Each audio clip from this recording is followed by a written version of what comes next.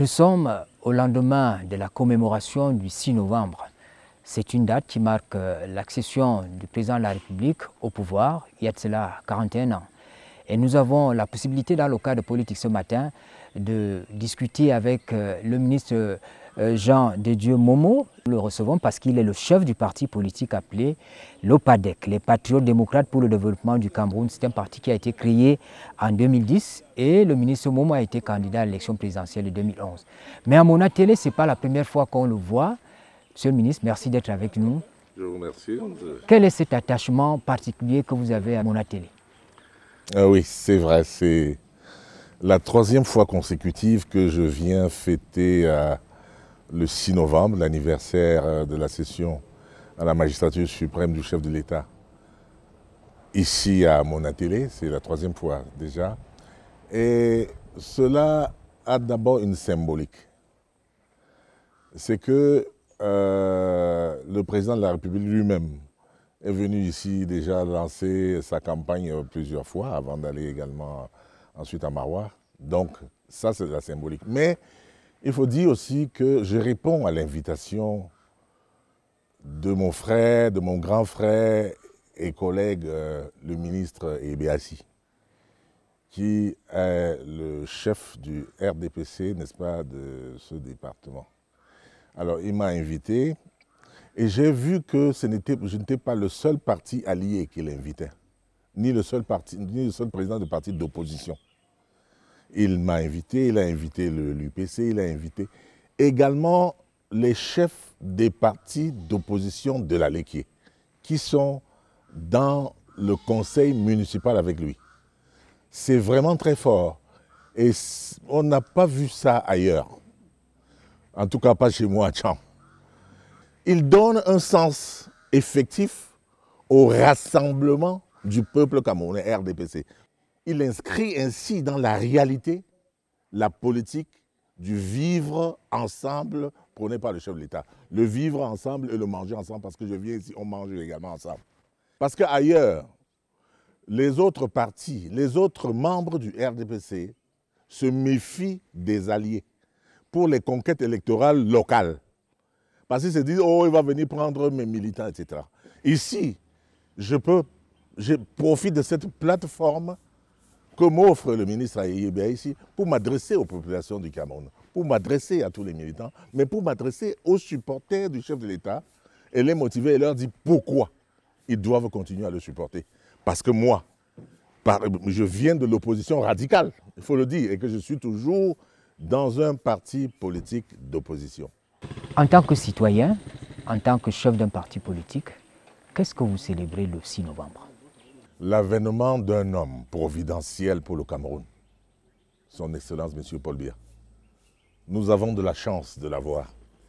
Et ça va sonner comme une manière de courtiser, une manière de courtisan, n'est-ce pas, dans certaines oreilles.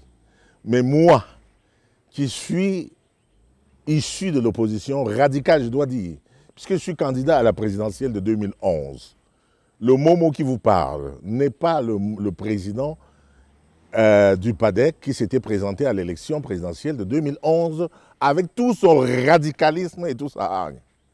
C'est celui qui a compris les enjeux et qui a compris et qui l'a dit que je m'étais trompé en combattant le combattant, parce que c'est effectivement le président Paul Biya qui combat pour nous.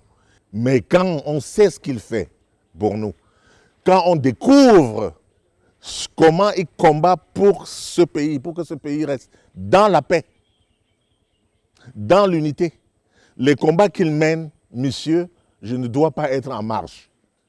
Je dois être au front avec lui. Le PADEC doit être au front avec lui. Quels sont ces combats? Les combats au niveau interne, c'est-à-dire le développement. Il a inscrit dans son livre de libération communautaire, mais il le dit dans ses discours. Il n'aura pas de cesse tant que tous les Camerounais n'auront pas à manger. Il s'inscrit dans cette action-là, donner à manger aux populations du Cameroun, donner de la santé, et il crée des infrastructures sanitaires partout, donner de l'éducation, et on a vu qu'il a multiplié les universités. Et qu'il a multiplié les universités, mais les écoles, les lycées, etc. Nous, monsieur, moi, je sors d'un département où il y avait un seul lycée en 1974. Finalement, vous célébrez un homme ou l'action d'un homme? Les deux. L'action de l'homme, mais l'homme providentiel, parce que il faut être comme lui pour faire ce qu'il fait. Il a un doigté politique que très peu de personnes ont. Et on l'appelle le sage d'Afrique. Ce n'est pas pour rien qu'on l'appelle le sage d'Afrique. On l'appelle également le mendiant de la paix, qui a compris que pour diriger un pays, pour construire un pays, il faut la paix. Nous avons des exemples contemporains, à côté et même lointains, où des jeunes gens ont pris le pouvoir et il y a la guerre là-bas. Donc la paix est le premier élément de la construction d'une nation, d'un pays. Ensuite, l'éducation, parce qu'il faut construire la paix dans la tête des gens. C'est ce qu'il fait. Et un type qui fait ça, moi je suis avec lui. J'ai lu un article écrit par Jeune Afrique qui vous décrit dans un portrait, il dit ceci: « Il ne craint ni de fâcher ni de déplaire ». Et l'article finit en disant: « Vous avez fait de l'outrance votre fonds de commerce et du revirement le moteur de la trajectoire en politique ». Oui, peut-être, je ne sais pas si sur le revirement ou sur l'outrance. Sur l'outrance. Non, le revirement, ce n'est pas véritablement mon fonds de commerce. C'est un revirement raisonné, sensé, intelligible. Il faut être bête pour ne pas suivre le président Paul Biya. Lorsqu'on a été comme moi, intelligible, pourquoi? Je suis le président d'un parti d'opposition qui croit que mon adversaire est un suppôt, c'est-à-dire que c'est un président fantoche. Ça, c'est ce que nous avons véhiculé depuis 1960. Mais qui découvre que, mais non, c'est quelqu'un qui fait une révolution tranquille pour l'indépendance, la souveraineté internationale de son pays. Et qui a, sans bruit, qui a utilisé la loi, la constitution, pour s'émanciper. Et donc, j'estime que sur cette question-là, je dois le soutenir. Deuxièmement, quel est le poids de mon parti politique par rapport au sien pour que je prétende être président en 2011 ou même en 2018? Donc, quand on a compris ça, c'est ce que j'ai écrit, j'ai parlé des mathématiques électorales. C'est-à-dire que j'ai fait le ratio de sa présence sur le terrain et de la mienne, et j'ai dit, s'il n'y a pas match, d'accord? Et j'ai bien fait de l'aider. Parce que, effectivement, il m'a dit, ben viens alors, on travaille, on va voir le match au pied du mur. Parce qu'il m'a mis là, comme moi je bavardais, oh la justice n'est pas indépendante, elle a fait ceci, et il m'a mis à la justice. Il dit, voilà la justice, vas-y, travaille. Et moi, je vois les difficultés sur le terrain. J'ai dit à des confrères, avocats, la fois dernière, que quand vous saisissez le président de la République de vos requêtes, là, le président de la République, il ne gère pas la justice, c'est moi. Si vous lui écrivez, il me renvoie pour compétence. Si c'est une question dans le domaine du cadastre, il va envoyer à mon grand frère Ebea ici.